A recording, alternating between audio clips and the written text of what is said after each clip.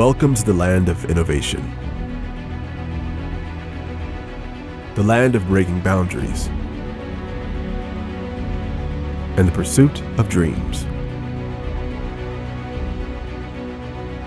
The land of not accepting good, but demanding great. Welcome to the best humanity has to offer. Here you walk alongside giants who gave it all to change your world. We are compelled by progress, forged by fire, and embrace the spirit of ingenuity. The moment is now. The time has come to experience the National Conference on Undergraduate Research 2019. Welcome to your future. Ladies and gentlemen, please join me in giving a warm welcome to the President of Kennesaw State University, Dr. Pamela Whitten.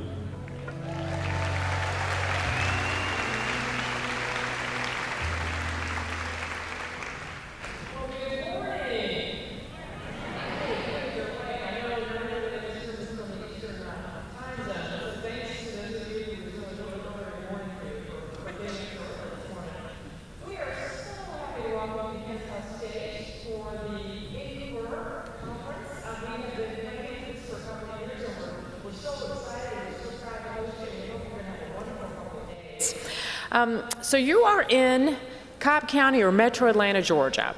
How many people, this is your first time to come to Kennesaw State or this part of Atlanta? Lots of you. Oh my gosh. Well, welcome. Welcome. It's a big, wonderful, beautiful, congested, happy city. I know some of you might have been stuck in traffic on the way. That never happens in Metro Atlanta.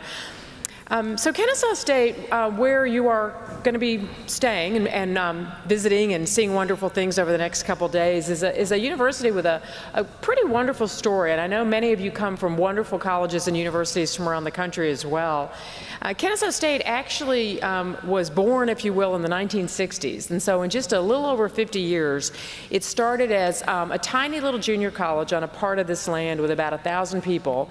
And you fast forward about 53, 54 years, and Kennesaw State now is a university that was just designated with R2 designation. That's a classification that Carnegie uses for universities. And only 6% of all universities in the country are designated with an R1 or an R2 classification, and that classification means they are formally acknowledged as being research universities. So part of the mission is actually to be doing groundbreaking and life-changing research as well. So in this 53 years, we've gone from this junior college to an R2 institution, a university with 2 campuses. We have almost 36,000 students at Kennesaw State as well, and growing pretty dramatically. It is also a school that people like to be at. And so you all know this from when you were thinking about colleges and when you were talking to your parents about where to go to school. You know, there's all kinds of rankings and ratings about universities. And at universities, we choose to pay attention to the ratings we like, and we tend to ignore the ratings that we don't like so much. But at Kennesaw State, there's a really interesting rating that comes out from U.S. News and World Report. And it's called the yield rate. And what that means is that for students who apply and are actually accepted to a college or a university, how many of them actually choose to go to that university? And Kennesaw State is actually in the top 10 in the country in yield rate. And so on average, the yield rate's about 32%, meaning that for every 100 students that apply and are accepted to a university, about 32 of them will go. At Kennesaw State, for every 100 students that apply and are accepted, 62 come to Kennesaw State. So it's about 62%. So people who come to this campus or know about this campus, when they apply, they're very serious about coming, and hopefully you'll see why over the next couple days at Kennesaw State.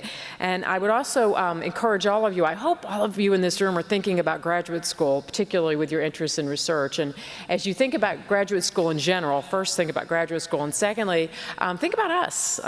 I will tell you, it's pretty normal to be 80 degrees and sunny in April in Kennesaw, Georgia as well. But meanwhile, you're here for NCUR, and you are not alone. This is the largest NCUR ever in terms of the number of registrants. I think there were over 4,600 folks have registered and are coming to this conference.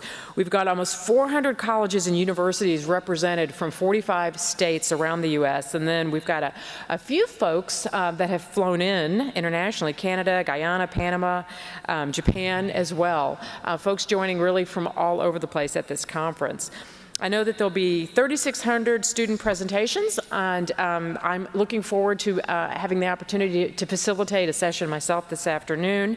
And there are truly folks representing every single field of scholarship presenting here. You will not be surprised at some of the larger areas. Biology, I think, is the largest with over 600 presentations. Look at the excited biology folks in this room. Excellent. Psychology is a close second with over 400. Even more exciting. There's got to be a psychological study in that somewhere. Chemistry and biochemistry, almost 300. Okay, now that I would not have predicted. Very, very nice. So, in closing, I would encourage all of you certainly to take advantage of all the wonderful scholarship that you're going to see in your own fields. But this is such a great opportunity to also walk around and look at research that's being done in fields maybe similar to yours, maybe still a hard science or social science or humanity, but also to stretch a little bit and maybe go look at fields that you don't necessarily see every day and look at the exciting research going on. I'd also encourage you to take advantage of some of the fun that's been set up. I know that we have an amazing arts college here, and I know that they are doing things on both evenings for anyone interested in those events. I know there are students that will be performing on the green during breakout sessions and meals as well for you guys to be exposed to.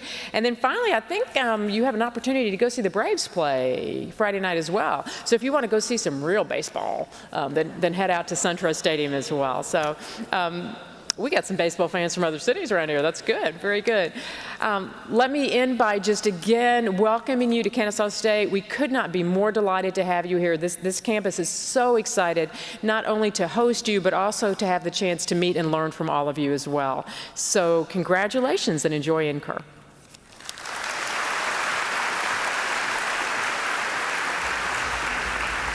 Serving as Executive Officer for the Council on Undergraduate Research, please welcome to the stage Elizabeth Ambos.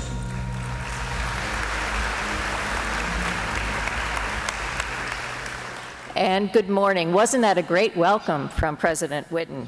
So I am Elizabeth Ambos, and I have the privilege and honor to be the Executive Officer for the Council on Undergraduate Research. I am delighted to greet you on behalf of CUR to this 33rd National Conference on Undergraduate Research held on this beautiful and welcoming campus, Kennesaw State University. Over the last 3 years, Dr. Amy Buddy, her colleagues Amanda Leith, Dr. Christopher Cornelissen, and literally hundreds, if not thousands, of representatives from Kennesaw State University have done an absolutely outstanding job of preparing for this meeting. And as President Whitten mentioned, we are at an all-time high of over 4,600 registrants at this meeting. And absolutely, we are very grateful for the support and leadership of President Pam Whitten, Provost Kathy Schwag. We'll be thanking many people throughout this conference. As of today, as I said, we are congratulating you for the excellence of your research achievements. Congratulations on being here today. So all of us here today are part of an international movement, one that holds that the quality, the capacity, the diversity, and leadership of undergraduates enrolled at colleges and universities all over the globe to create new knowledge and solve problems is absolutely unparalleled. And our organization's mission is to support and promote high-quality undergraduate student, faculty, collaborative research, and scholarship. This conference functions as an important crossroads where your research, scholarly, and creative inquiry achievements are shared in a multi- and interdisciplinary setting, where you build professional networks that may lead to a job, to graduate school. Perhaps some of you will attend the graduate school fair just a little bit after this opening plenary. The lunchtime mentoring and leadership sessions are also great opportunities to develop new skills and meet new colleagues. I can remember my first undergraduate research experience. It was the summer after my junior year, and I conducted marine geophysical research in the Gulf of Mexico and at Galveston, Texas, beautiful Texas. Yes, including a scientific cruise to study sedimentary structures, as I'm a geologist. It was a transformative experience, and I can truthfully say I would not be here today. I would not be standing in front of you without that experience. So what you are about to experience today is likely to be similarly transformative, and we owe a collective thanks to so many people. As I mentioned today, deep gratitude to the hundreds of KSU faculty, staff, and students who have worked intensely over these last 3 years, and again, particularly to Amy Buddy, Amanda Leaf, and Christopher Cornelison, who led that planning. And their organization, creativity, and responsiveness are truly remarkable. To the great team of professionals affiliated with the Kerr National Office, kudos for the work that you have done to promote and support this event, with a special thank you to Liz Haynes, our manager for student programs, who is here at the conference, and also to Scott Bassford, who engineered most of the database infrastructure for this event. To Kerr's amazing volunteer grassroots leadership, as represented by Kerr's Executive Board President, Dr. Ian Crawford, our past year president, Dr. A.N. Butcher from Embry-Riddle Aeronautical University, and also to Kerr's chair of the NCUR Oversight Committee, Dr. Sarah Johnson at Moravian College. I should have mentioned Dr. Crawford hails from University of Delaware. And the entire NCUR Oversight Committee, many of whom are present throughout the conference, as well as representatives from Kerr's Student Programs Task Force. I'd like to ask the members of Kerr's volunteer leadership and staffing to please stand and be recognized. And thank you so much for all that you do.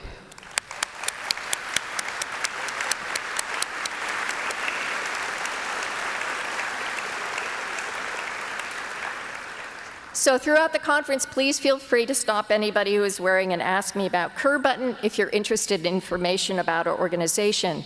We are a vibrant and growing organization that welcomes all disciplines and all types of institutions and has programs for students as well as for faculty and administrators. And for faculty and administrators in the audience, as well as students, a reminder, we are celebrating Undergraduate Research Week, which is a proclamation, a national proclamation. And NCUR is really the central celebration for that, but there are literally hundreds of celebrations taking place this month. And so we have a number of examples on our website and encourage you to check that out and hashtag URW 2019.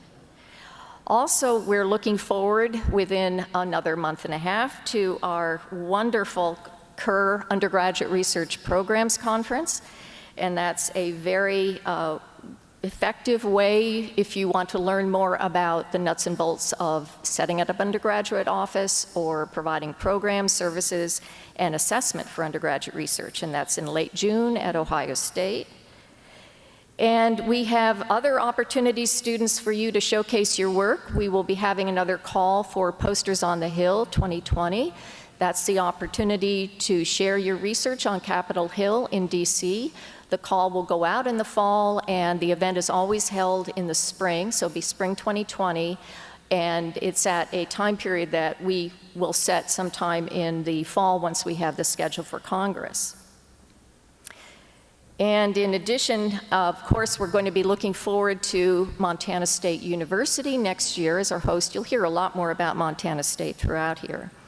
But I also want to let students know you have an opportunity to publish your research in the NCUR proceedings. And so if you're interested in that, please do see Dr. Mark Harvey and his colleagues. They will have a booth at the graduate fair. So I think you will be able to get all your questions answered for that wonderful opportunity. So these last few announcements really focus on this event, and they're what we call special council and undergraduate research events. And first and foremost, if you are at a campus that might consider hosting an NCUR, we will have a session for you tomorrow, and so there'll be an announcement also tomorrow about this. And you'll be joining NCUR Oversight Committee Chair Sarah Johnson and colleagues at 2:45 to 3:45 in the Perelman Health Sciences building. And so directly after that, we'll have a reception to honor 2019 and the transition to our 2020 host, Montana State University, as well as celebrating the achievements of this year's Kerr Goldwater Scholars Foundation Faculty Mentor Awardee. And so that event will take place from approximately 4 to 5 p.m. in the Jolly Lodge. In addition, we have a wonderful part of our organization called the Student Programs Task Force, and they will be doing 2 wonderful events in collaboration with the Kennesaw State University team. They will be hosting a student resource center. This is also in your app under student activities. And in addition, on the right, there's a shout out for a very special opportunity for you to share your views on NCUR experience and the value of NCUR with a team that will be setting up a video kiosk. And so if you're interested in that, all the information is also provided there.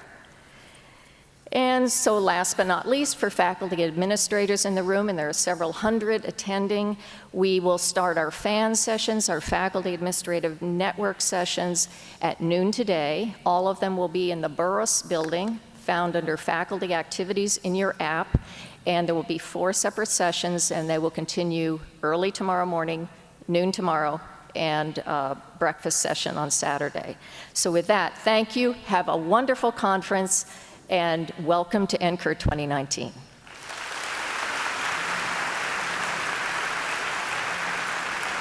Our next speaker is Ruby Risby.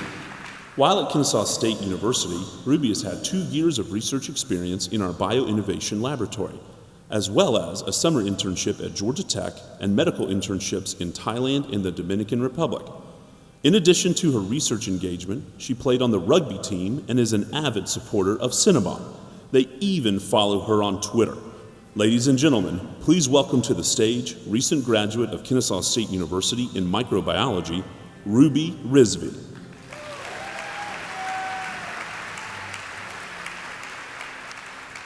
Hi, thank you. Just a side note, I was on the lacrosse team, not the rugby team. As researchers, you all know how credibility is important to your craft. Today, I have the honor of welcoming our keynote speaker, Dr. Alistair Dove. Dr. Dove is a broadly trained marine biologist and conservationist, as well as an academically trained parasitologist and a leading authority on the biology of whale sharks. As Vice President of Research and Conservation, Dr. Dove is responsible for overseeing all research and conservation activities and efforts at the Georgia Aquarium. Dr. Dove obtained a first-class honors degree from the University of Queensland in Australia in 1994 in zoology and parasitology. After coming to the United States in 2000, Dr. Dove held positions at the Wildlife Conservation Society at the New York Aquarium, Cornell University, Stony Brook University, as well as Columbia University. Dr. Dove joined the Research and Conservation Department at the Georgia Aquarium in 2009, where he helped expand it into the multifaceted, globally respected program that it is today. His research continues along the theme of health in marine animals, with a current focus on health in whale sharks, from individuals to the entire ecosystem. Dr. Dove is also an adjunct professor at the Georgia Institute of Technology and Biology, Neurobiology at Georgia State University, Marine Sciences at Stony Brook University, and Anatomic Pathology at the University of Georgia. In addition to his research duties, Dr. Dove is a passionate scientist communicator. He recently presented at deepseanews.com and actively engages the public on marine sciences and conservation on social media. Please help me in welcoming to the stage Dr. Alistair Dove.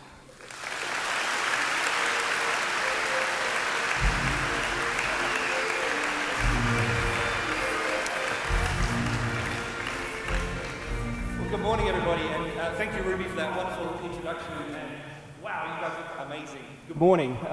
It is my absolute pleasure to be here to deliver an opening plenary for the NCUR conference, and my thanks to the Council for Undergraduate Research and to Kennesaw State University for the invitation, which is deeply appreciated. So what I'd like to do today, if I may, is tell you a little bit about the biology of the world's biggest fish, the whale shark, which we've had the opportunity to study at Georgia Aquarium over the last 15 years or so. But before I do that, I wanted to just put a personal note about undergraduate research and the importance of undergraduate research. I've been doing marine biology for about 25 years now, but my career in science began with work that I did in the summer break at the end of my sophomore year, and I published that in my senior year. And then a subsequent bit of work that I did actually at the local waterhole where I used to swim near where I grew up in Australia. I caught some fish in a Coke bottle, and those fish became the basis of my PhD and publications that I did in my graduate career. So if you think that the science that you're here to talk about today, or the research that you're here to talk about today, is in some way academic, or not real, or not significant, let me go ahead and disabuse you of that notion right now, because undergraduate research is so important, and it can indeed become the basis for a career in science.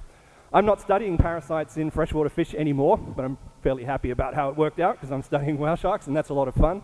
But it all started with work that I did as an undergraduate, so ever so important. And I can't wait to see what you guys are all sharing with each other over the next couple of days.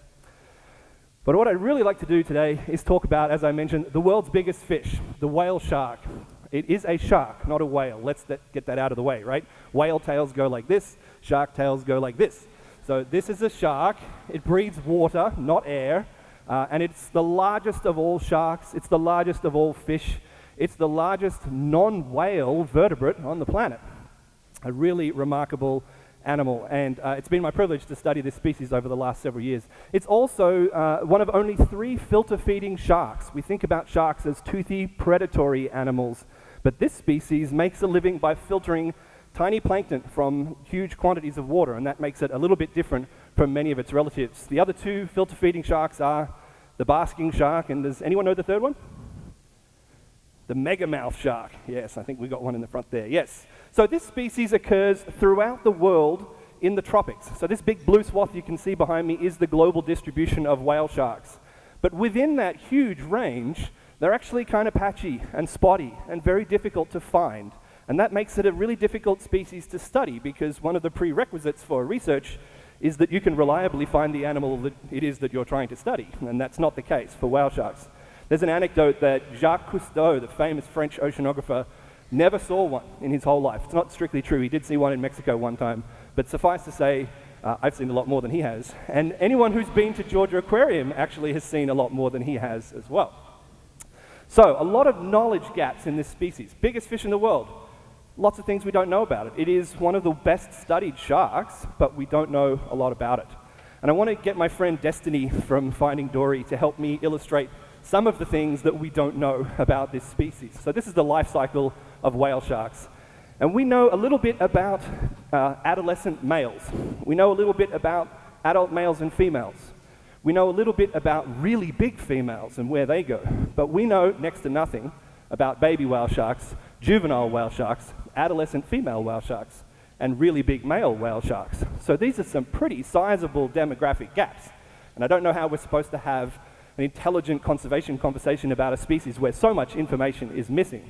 So it's my team's job at the aquarium to go out and collect the information that we need to fill these gaps.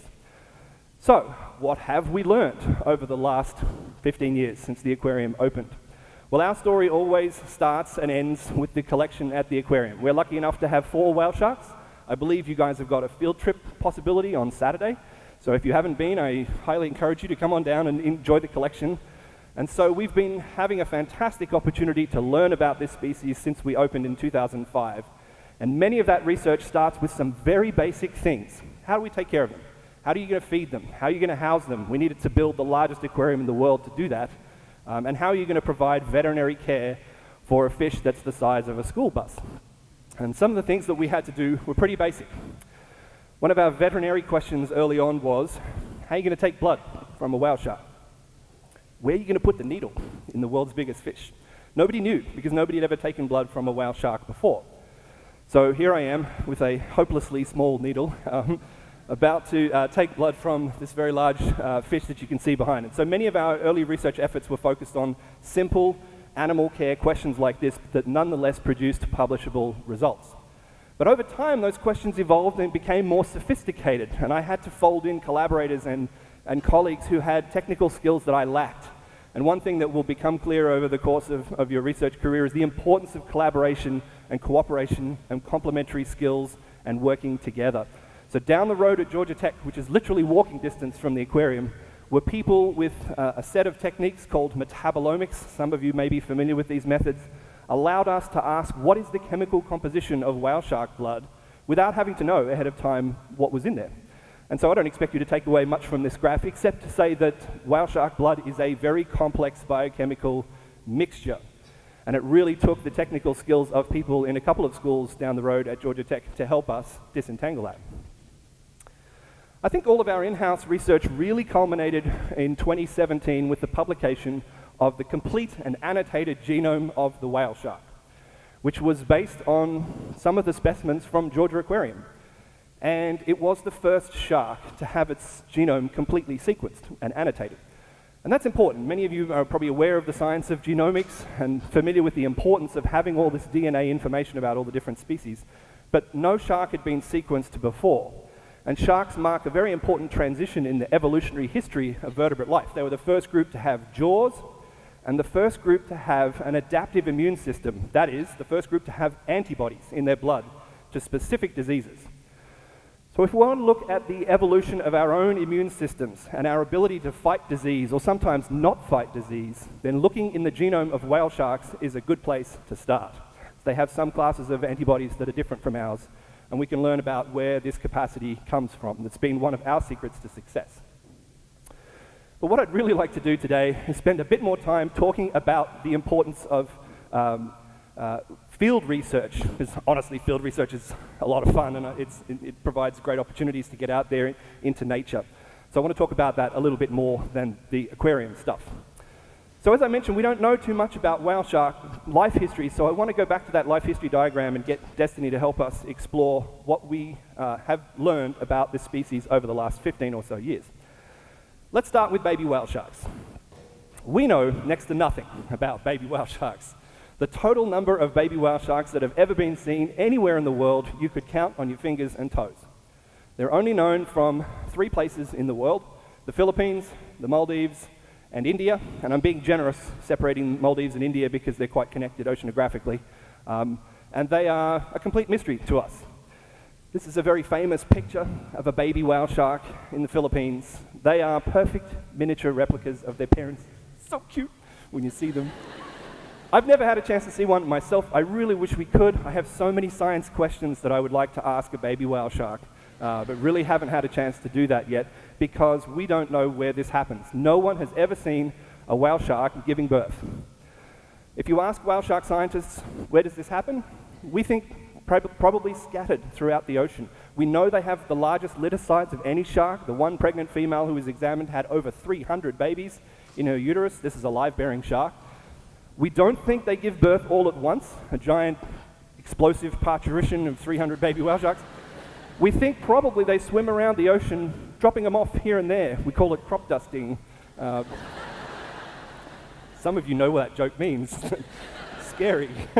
So we think they probably spread them around, and once they're born, that they probably disappear into the deep, dark layers of the ocean, out of the reach of sunlight, and that they spend the first years of their lives feeding on plankton and lanternfish and other little things that live in the dark layers of the ocean. And they don't come back to the surface until they're big enough to mix it up with the animals that would really like to eat them. Because you can imagine that a whale shark of this size is pretty defenseless. Be a great snack for a big grouper or snapper or shark. So they go away, we think, into the deep layers of the ocean, and they don't come back until they're big enough to not get eaten. We call this the gape evasion strategy. If you can literally outgrow the mouth of the thing that wants to eat you, then you're pretty safe. And once you get to be a fully grown whale shark, there are very few things that it can eat you, except for a pack of ravenous orcas, which are known to flip whale sharks over and tear out their livers and leave the rest. Orcas are stone cold, by the way. So that brings us to babies. We know nothing about babies. What about juveniles? Well, we know probably even less about juvenile whale sharks. This is the lost years of a whale shark's life. We really don't know. We guess they're probably still in the deep layers of the ocean. We know one place in the world where you can find a whale shark that's in the sort of 6 to 10 foot size range, which is a big fish, but a small whale shark. That place is called the Gulf of Tadjoura. It's in Djibouti, a small African nation in the Horn of Africa. Unfortunately, not the most stable place to go and study a species. And what you find when you go to the Gulf of Tadjoura is whale sharks like this. Now that is a big fish, substantially bigger than the one I just showed you. But relative to the person swimming next to it, probably only twice the size of a person, so a relatively small whale shark. We come to refer to this place not as the whale shark nursery, but as the whale shark kindergarten. So they're a little bit bigger than babies, but they're not in school yet. And that brings us to the adolescent animals. And this is where we really make bank. We know almost everything we know about whale sharks from the study of adolescent whale sharks. And that's because of a phenomenon called coastal aggregations. These are places in the world, there's about 24 of them now, where whale sharks gather in sizable numbers, reliably enough that you can plan research activities. You can say, right, I know whale sharks are going to be in the Galapagos between June and November, so I'm going to plan a field trip to go there and study them. And that really is the genesis of any field research program, because you've now got a reliable species. But there's a bit of a problem with that too, which is if you look at my box there, you'll see 3 males and 1 female. And that's because even though whale sharks are born 50-50, male and female, when we go to these coastal aggregation sites, they are overwhelmingly dominated by adolescent males. Usually about 3 to 1, sometimes almost entirely adolescent males. That's a bit like trying to judge everything you know about the human race based on teenage boys. And as a former teenage boy myself, I'm not sure that that is a really stable strategy if you want to learn about everything that humanity is capable of. So if we want to know the rest of the life history of whale sharks, we're going to have to go somewhere else. So as convenient as these couple of dozen places are, they aren't going to answer all the questions that we have. Nonetheless, I've done a lot of research in one of these places over the years, a place on the northeastern tip of the Yucatan Peninsula on the Caribbean side of Mexico. And there, near the city of Cancun, some of you might have been there for spring break sometime, you can find 2 of the largest coastal aggregations of whale sharks in the world, including the largest coastal aggregation that we know of. So the yellow ellipse that you can see on the map is a small coastal aggregation site near Isla Holbox. And you get like 20 or 30 whale sharks there in green, soupy, inshore water. And we were able to convince the Mexican government to put a marine protected area around that location, which was great, very satisfying outcome. But no sooner had we done that than the whale sharks left that box, went to the pink box that you can see to the east, showing us exactly what they think about boxes on maps, blissfully unaware of what we were doing. And so then they gathered in a totally different location that we call the Afuera, or outside offshore aggregation in this sense, on the Caribbean side. That's quite a different kettle of fish, literally. So you go there, and what you find is crystal clear blue water with whale sharks milling around in it. And we have seen at the Afuera location up to 420 whale sharks in the same place at the same time. It is one of the most amazing biological phenomena I've ever had the privilege to witness, and publishing about that was a real highlight for my career. So when you go there, you find these animals. That's a 42-foot boat, so it gives you a sense of the size of the animals that we're talking about. And when you get up close to them, you see them swimming around with their top jaw out of the water like this, feeding on plankton unseen. But whatever it is pretty abundant because it keeps them fed for 4 months, from May to September every year. As plankton people will tell you, there's only one thing that can be present in big numbers without making the water cloudy, and that's fish eggs. And sure enough, when we take our plankton net and tow it around, we get loads and loads and loads of fish eggs, and pretty much nothing else. And when we take the DNA out of those fish eggs and send it to the lab for sequencing, we get the same fish every time. It's this fish, the little tunny, or bonito they call it in Mexico, Euthynis alleteratus, a small, commercially unimportant tuna. It's a good thing it's commercially unimportant because the whale sharks need it. And it turns out the whale sharks have a special relationship with this fish.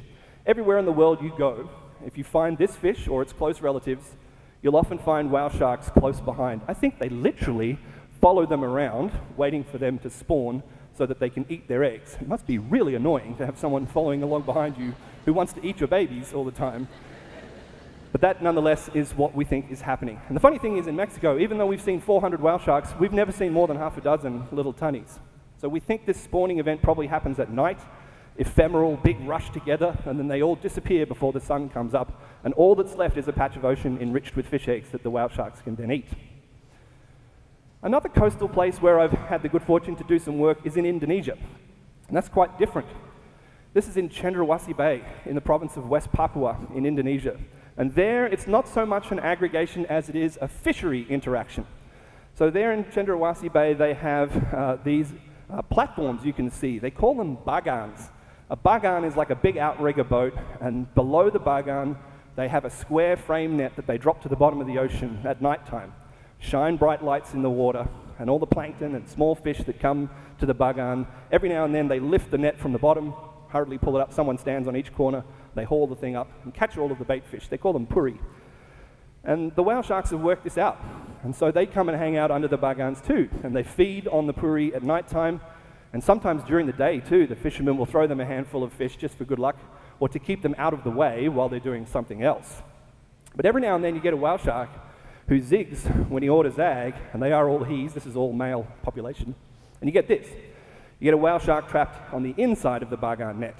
And let me just tell you right now that this is okay. Right? Whale sharks are not one of the shark species that needs to swim forwards in order to breathe. There are sharks like that, but it's a bit of a myth that all sharks need to do that.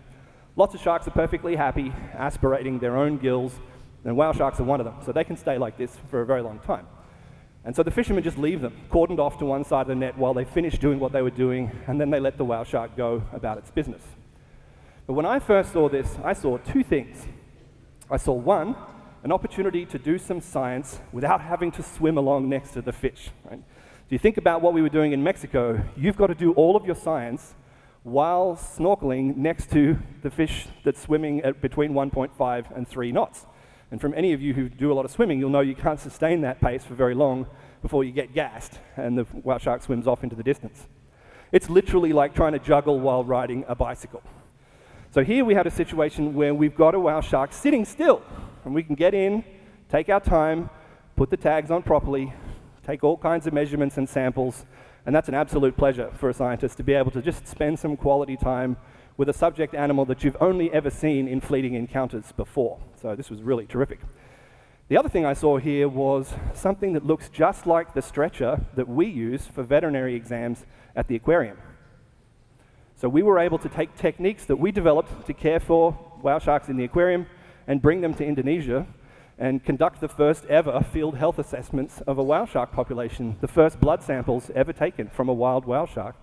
You'll see I have a rather complicated rig of syringes there. It's designed to prevent salt water from contaminating your sample. But the fact is we were able to take blood from about 25 whale sharks and tell the Indonesian government that their population was actually very healthy. And that was very exciting work because it was one of those times where we took aquarium techniques to the field. And I really like that virtuous cycle where we can do that, and then we can take observations of wild animals from the field, bring it back to the aquarium to improve animal care techniques in this sort of virtuous cycle that we really like. So that's the adolescents. But we need to study adults if we're going to understand this life history. So let's move on to looking at adult males and females. If those coastal aggregations are the adolescent males hanging out behind the bike shed, we really needed to find the singles bar, where adult males and females spend time together making little whale sharks. There's only one place in the world that happens that we know of. I found it, actually. It's a place called St. Helena, a tiny island in the South Atlantic. There it is, halfway between South Africa and South America. And it's been my privilege to conduct 4 expeditions to St. Helena over the last 6 years, including one that just finished a couple of weeks ago, which is very exciting. So there is a fantastic place. It is not a tropical, beachy kind of location. It's a stark, rocky fortress. Might ring a bell for you as the place where Napoleon was exiled and died in 1821, strictly because it was very, very remote. So the Saints turn out to have whale sharks, and they have really good data about their whale sharks. So this is a map of St. Helena, and the pink blobs are places where they have recorded whale shark gatherings, mostly on the leeward side of the island. But you can also see 2 yellow stars there, and those 2 yellow stars are eyewitness accounts of mating behavior in whale sharks. The Saints didn't realize that this was significant until I explained to them that whale shark mating has never been observed anywhere else, ever. So they had the first 2 eyewitness accounts of mating, and that's really all I needed to say, okay, we need to study this place. It's obviously important for reproduction in whale sharks. It's a difficult place to work because you are way out in the middle of the ocean, very, very remote, very hard to get to. Used to take me 7 days on a ship, so it is difficult to get there. And because you can't follow the animals when they leave the island, we need technological tools to help us answer those questions. So once again, engineering and science come together in service of biology, and we try to answer these questions. So we use a variety of different tagging devices, telemetry we call it, generally speaking, and it includes acoustic tags, accelerometry tags, and the one you can see on the tether here is a satellite-linked tag. So we put these on the animals, they swim away, and the tag records data for us and usually relays it by satellite. And it's a big challenge. It's pretty much akin to strapping a smartphone to a fish and watching it swim away. But as any of you who've ever dropped your phone in the sink or the bathtub or the lake or off a bridge, you will know that on the whole, water and sophisticated electronics don't go together very well, especially when that water has a lot of salt in it. And so we have to do things to harden these tags and make them able to withstand the viscous and corrosive liquid that the whale sharks are living in. So what have we learned from putting these tags on? Well, I had this theory that whale sharks were either going to the west coast of Africa or to the eastern coast of South America. And the answer appears to be both. The first tag that came off in the Gulf of Guinea, right up there on the coast of Nigeria. You can see it right up there, maybe if you can see my spot. 1,648 miles away from St. Helena. And I was like, great, hypothesis confirmed, whale sharks go to Africa. Pack it up, lads, let's go home. It was all done. But no, because the next tag that reported came from Fernando de Noronha, cluster of islands off the coast of Brazil. So it is both coasts, and we've also had a lot of tags come off just in the central Atlantic. We had one really interesting tag, the orange one up there, that washed up on a beach in Brazil. It was found by a marine biologist. What are the chances of that? And she was wonderful. She put it in an envelope, asked DHL to come and pick it up and bring it back to us. DHL lost the package somewhere between Brazil and America, and to this day I have no idea what secrets were locked up in that tag, and I guess I never will. Okay, really big ones. Turns out that after the adult stage, where we think mating happens in St. Helena, there's more to the story.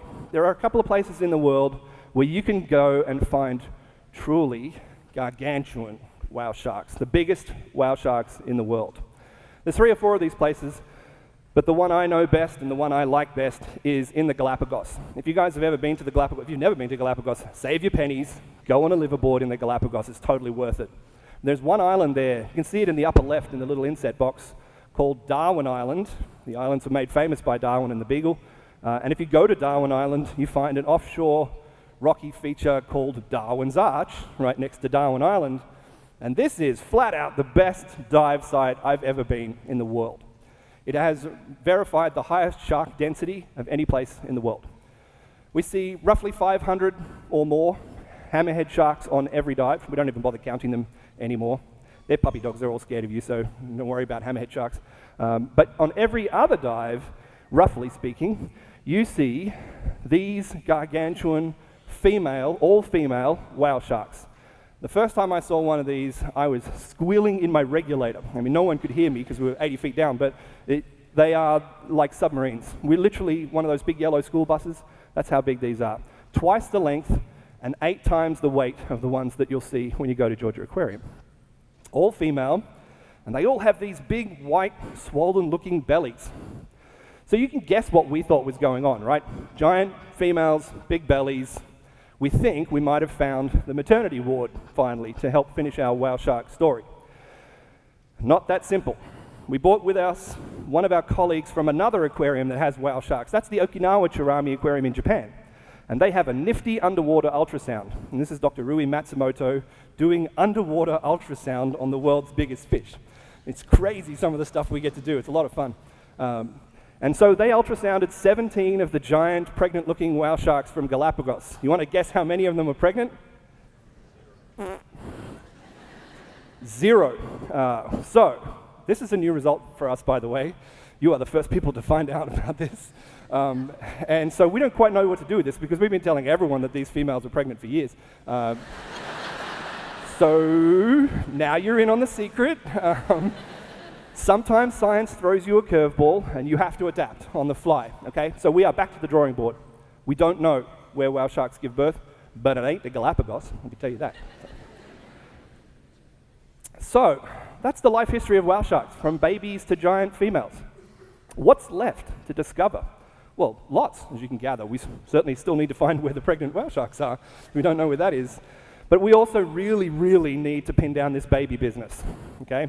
You can't have an informed conservation plan for a species if you don't know where its most vulnerable life history stage is taking place, right? So we need to find out where baby whale sharks are born and protect that critical habitat as a matter of some urgency. I'm also very interested in understanding deep diving behavior in whale sharks. One of the things we learned in St. Helena, and this is the only data slide I'm really going to show you, is that whale sharks around St. Helena dive very, very deep. We already knew that the whale shark was the deepest diving fish from some work done in the Gulf of Mexico. But this is a tag from St. Helena, and just to help you orient, it's the number of days the tag has been on the whale shark along the top, and the depth to which that whale shark dived each day, the maximum depth, on the left. And it's sort of negative because you start at 0 and go down. And you can see two distinct phases. There's this period for the first 100 days or so where the whale shark is hanging around St. Helena Island, diving very reliably to about 2,000 feet every day. And then on a day about 101, the animal abruptly leaves the island and the pattern changes quickly. No longer diving to 2,000 feet, no longer diving every day, now diving more sporadically, but much, much deeper, to 6,000 feet. That's more than 2,000 meters into the ocean. It looks like something interesting is happening around the 6,000 foot mark. No, that's an artifact. That is the maximum that this tag can record. We literally pegged the depth gauge on this tag, and we're very, very lucky that this tag didn't implode. Many of our other tags do. They reach that depth where the pressure is 200 times what we have at the surface here, and the tag goes blink, and that's it. Your expensive piece of electronic equipment is destroyed by the crushing pressures of the deep ocean. Why are whale sharks down there? We don't know. We're talking about the part of the ocean that's pitch black all the time. It hovers just above the freezing point, so it's 50 degrees Fahrenheit colder than at the surface and 200 atmospheres greater pressure. It's the home of anglerfishes and other weird black toothy flabby things like this stoplight loose jaw you can see. It's hard to imagine that whale sharks are part of that world, but they are. Science says so. And so we don't know why they do it. We don't know how they do it, frankly. Physiologically, it ought to be impossible. So one of the things we were doing on this year's trip was deploying some homemade tags. So we poured our own syntactic foam floats, and we made the electronics from Arduino. Any of you guys who are maker hacker folks might be familiar with Arduino. This is an Arduino-based whale shark tag. And so science and engineering once again come together in service of biology. And on June the 16th, when this tag is programmed to come off, I hope to be able to tell you exactly how deep a whale shark can dive. So what have whale sharks taught us?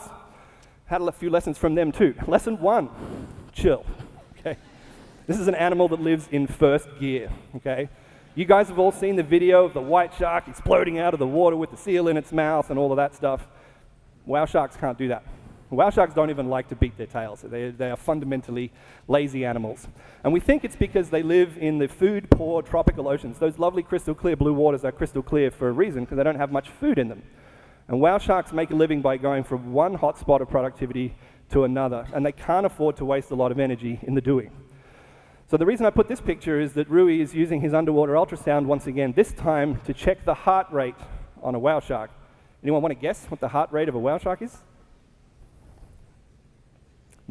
9.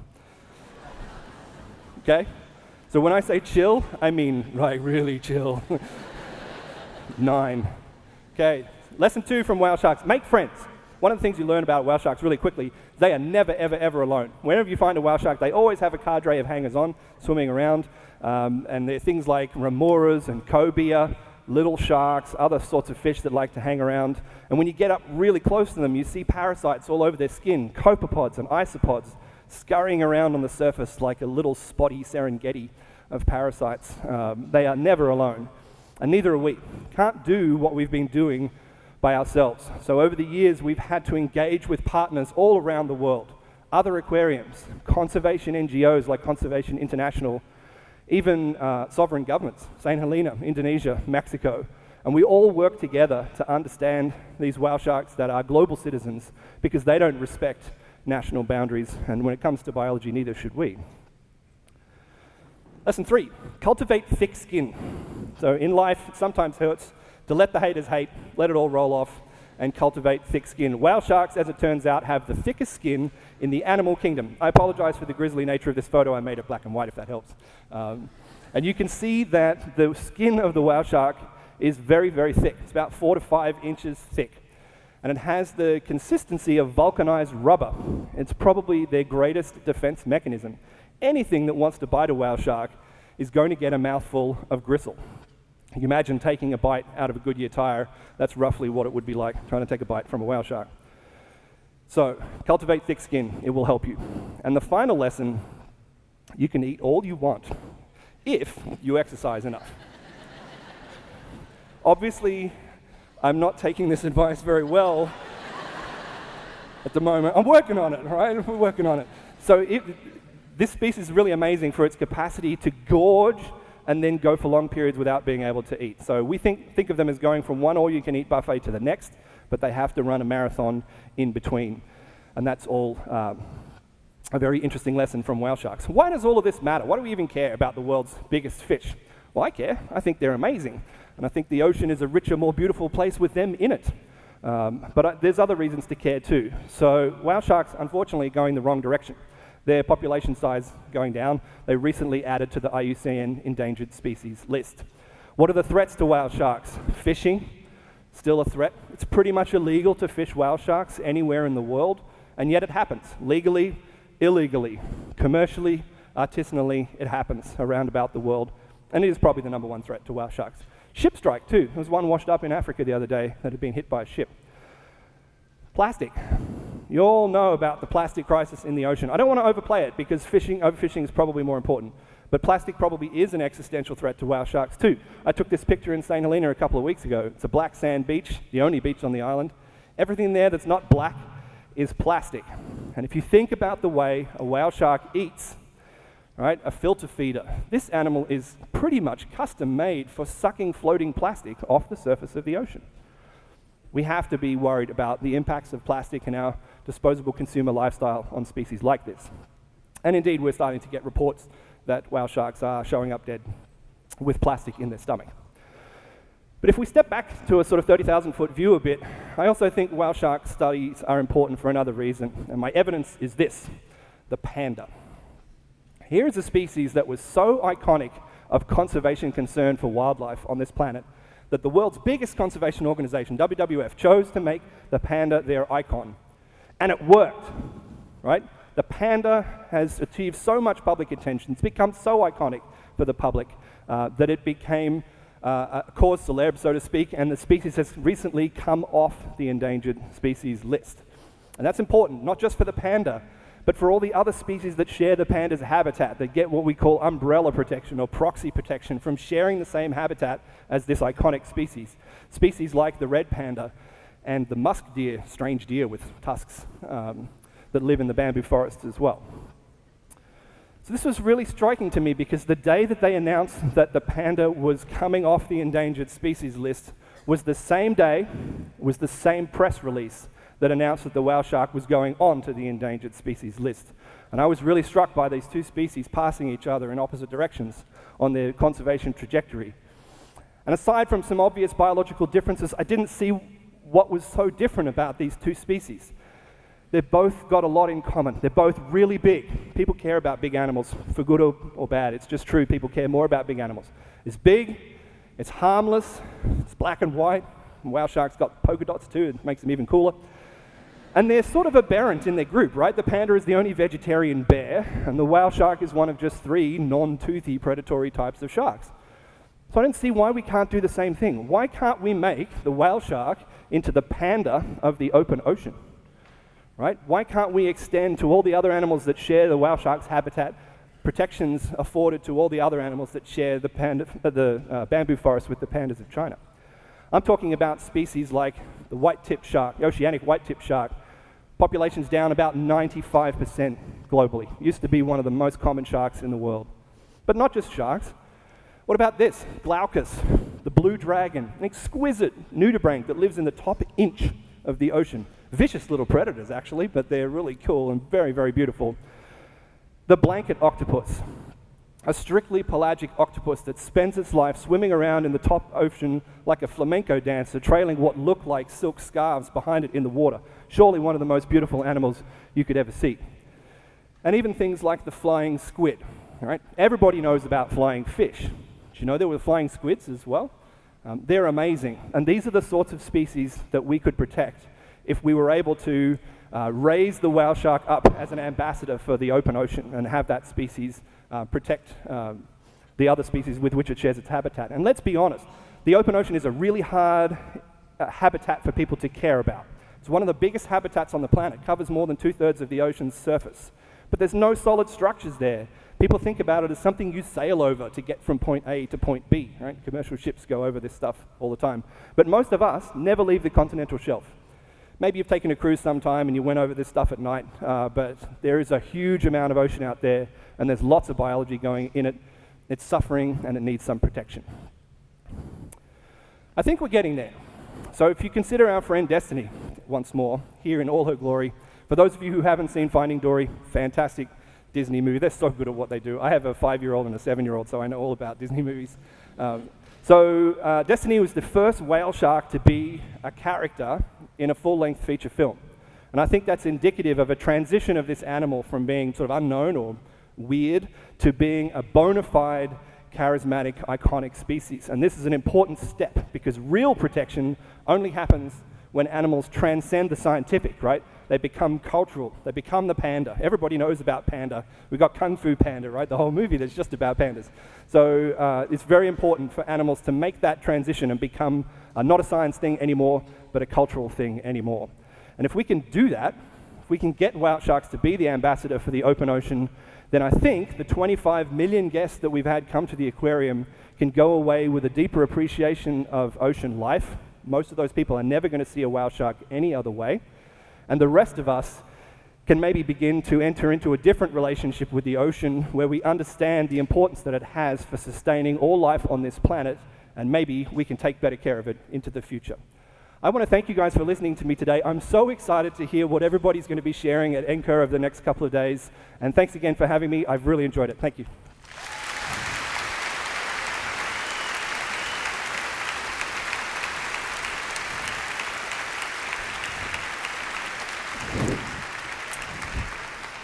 Wow.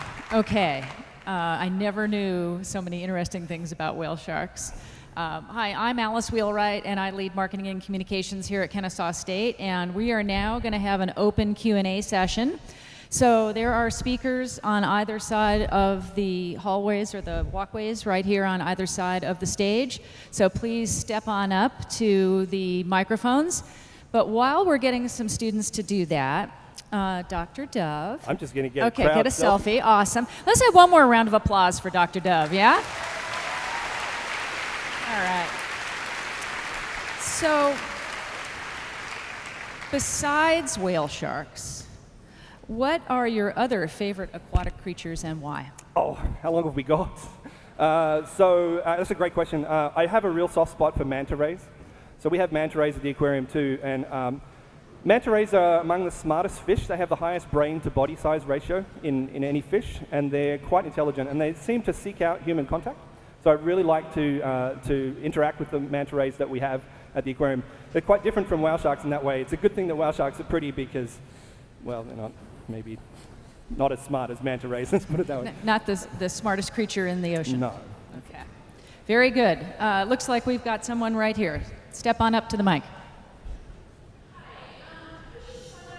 What you kind of skipped over what happens to the adult males. Is that just we don't know anything yet, or Yeah, actually, you're right. I forgot that bit. So what happens to the really big males? We don't know. We don't even know if really big males actually exist. It might be one of these species where females get much bigger than males. That's pretty typical in fish.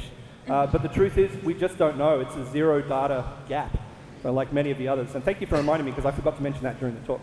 And before you go, your name and what university you're from. Rebecca Smith from the University of Illinois Springfield. Thank you. Thank you. Next up, name and where you're from, and then the question. I'm Rachel. I'm from Susquehanna University in Pennsylvania. I was wondering if there's any use of environmental DNA in locating, narrowing down ranges of these animals. Right, so Rachel's asking about environmental DNA, which is this idea that you can look for the presence of animals past by finding the traces of their DNA. It's a bit CSI kind of approach to understanding animals. Yes, it's been done with whale sharks around the world. We really wanted to participate with some water from St. Helena, but we couldn't get the samples to Norway for the analysis. But it has been done for whale sharks. It does work. It's being done with really good effect for some other species like sawfish, critically endangered sharks that live in rivers and estuaries. And those are really easy because the river brings the DNA to you, right? So you sample at the mouth of the river and you can tell how many sawfish live in each river. It's really a fantastically productive technique. Thank you. Very good. Next up over here. Hello, my name is Clay Holst. I'm from UW Whitewater. And I was just wondering, so you said that there's certain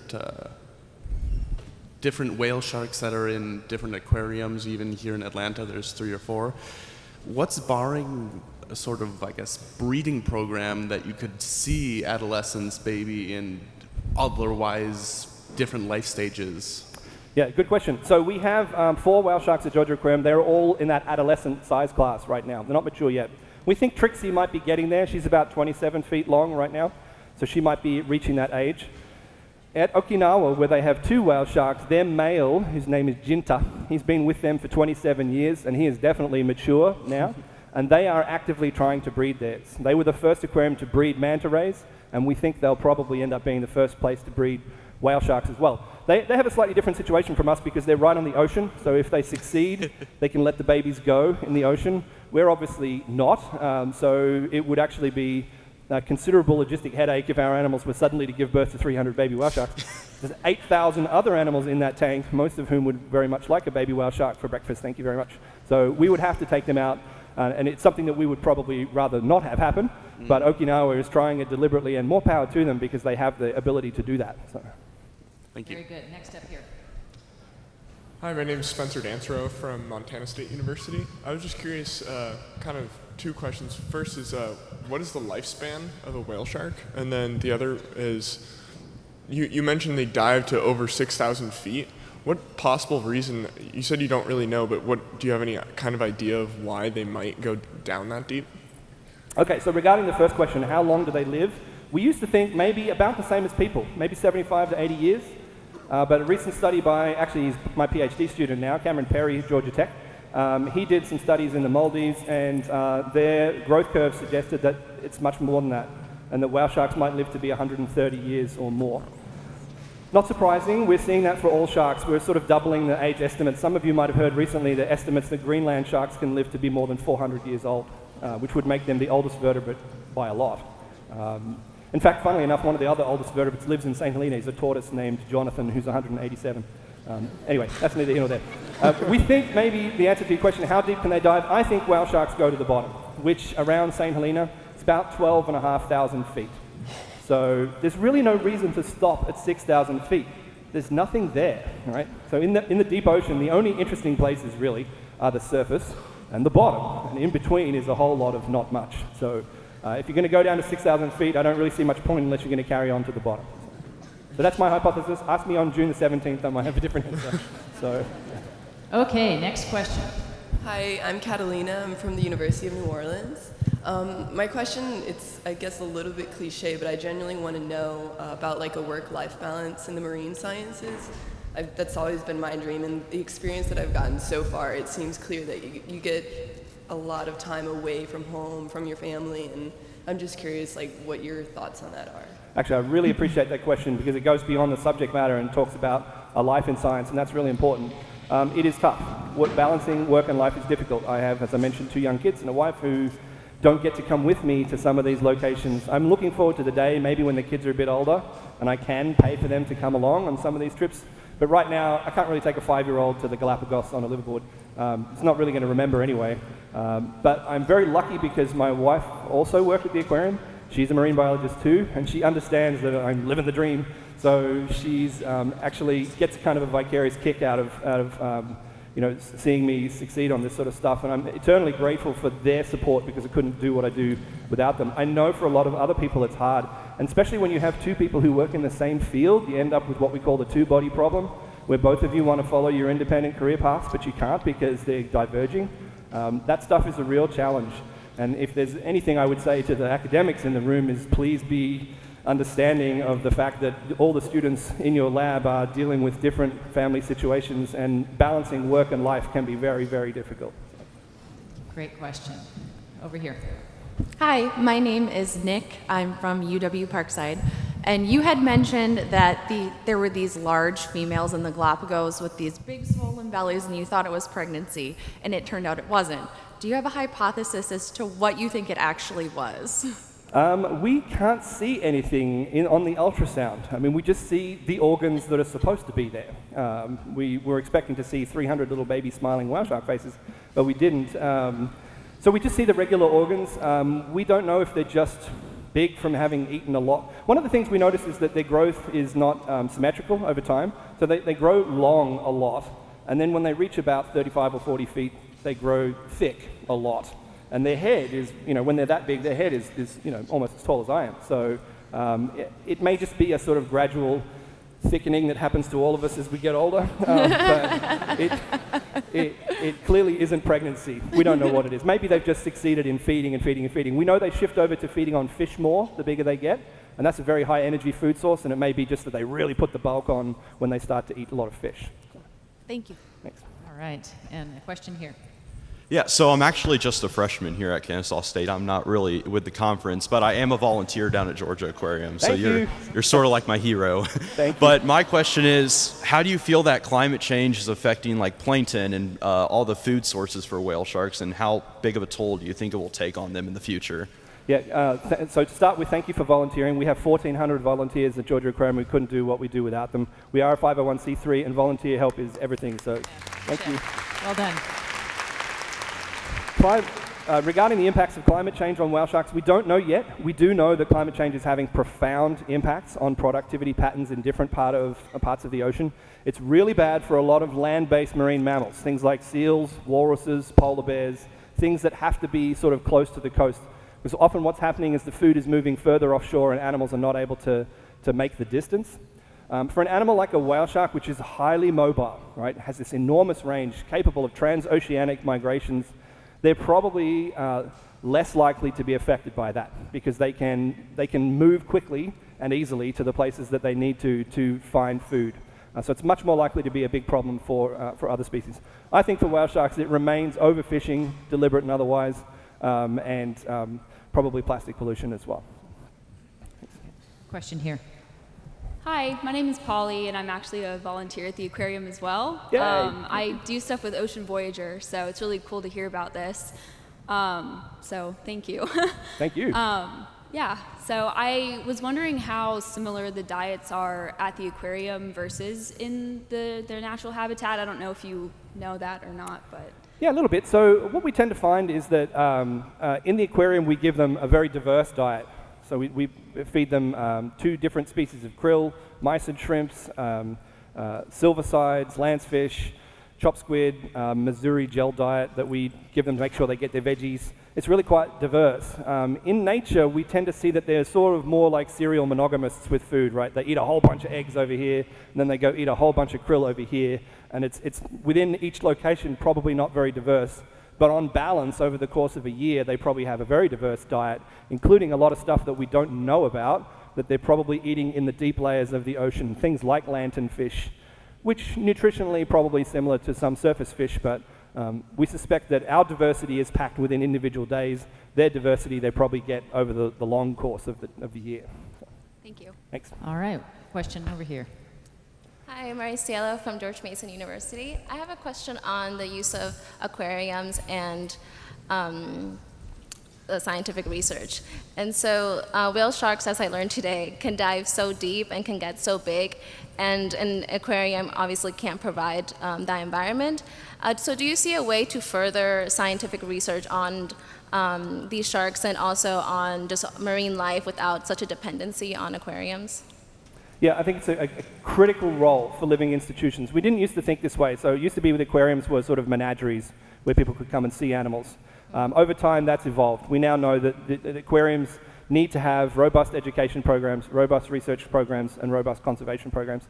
So on the research and conservation side of what we do, I'm pleased that we get to have this virtuous cycle I was telling you about, where we learn from the aquarium, take it to the field, learn from the field, and take it to the aquarium. But there are obvious questions that come up from that. The one you raised about the deep diving is really interesting. Obviously, our tank is not 6,000 feet deep. So is that an issue for them? Apparently not. They seem to be growing normally and behaving normally. So whatever reason they have for going deep isn't essential to their life history. But it's certainly a fantastic platform for studying species. I tend to find that the work that we can do in the aquarium is different and complementary to what we do in the field. Sometimes field biologists want to come and try things on the animals in the aquarium, and the answer is always no, because these animals are quite literally priceless to us. So when they want to come and attach a new tag to one of our aquarium animals to see if it works, the answer is unfortunately no. But there are certain things we can do in the aquarium that help in the field, not just with whale sharks, but also we do this same process with manta rays and some of the other species in the collection as well. Very good. We'll take a question over here. Hi, Grace Richmond, University of Minnesota Twin Cities. My question is more about the health of whale sharks and the impact of pathogens and or the microbiome. Has there been any kind of studies or very characteristic pathogens that have emerged in whale shark populations? Yeah, good question. So the PhD student Cameron Perry at Georgia Tech, he's working on the microbiome of whale sharks and other shark species as well. We have a postdoc at Georgia Tech, Dr. Zoe Pratt, and she's working on microbiomes in all shark species that we have. Sharks are really interesting because their blood is not sterile. We're used to having sterile blood. If we didn't have sterile blood, you'd call it septicemia, right? Sharks are not like that. Sharks carry normal populations of bacteria in their blood that do not make them sick. We think they might be mutualistic bacteria that help them to regulate the urea they have in their blood, which is part of their osmoregulatory system. So the relationship between bacteria and sharks is obviously ancient. If you look at a stingray, which is close shark relatives, they have pores all along their body that communicate with the internal body cavity.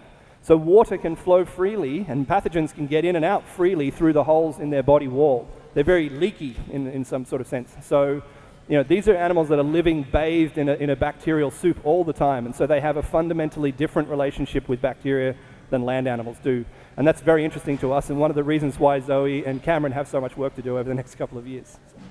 All right, there you have one last question, and then we'll wrap it up. Hi, my name is Hannah. I'm from Iowa State University. My question is kind of similar to the climate change. So as the whale sharks live more in the tropic regions, as we see the ocean temperatures rise, do you see them first moving towards more northern and southern parts? And if so, how do you think that would impact other keystone species in that area? That's a great question. How do animal ranges shift in the face of climate change? We do think we will expect to see the whale shark range extend both north and south. We do see whale sharks on the east coast of the United States, but we expect to see more of them over time, and to see the same thing effect in the southern hemisphere as well. Maybe it's one of the reasons why whale sharks seem to be getting more common in St. Helena, which is on the southern margin of the range in the southern hemisphere. So these are big patterns that are affecting all sorts of animals, and we do expect to see the whale shark range increase over time. So it may be one of those species that rarely benefits from the effects of climate change at least over the short term. So. Excellent. Well, let's give another round of applause to Dr. Dove. Thank you so much. And on behalf of Kennesaw State University, on behalf of CUR, we hope all of you have a most marvelous NCUR conference. You'll see folks in yellow volunteer t-shirts all over the place if you have questions. Have a great day. Yay. Thank you.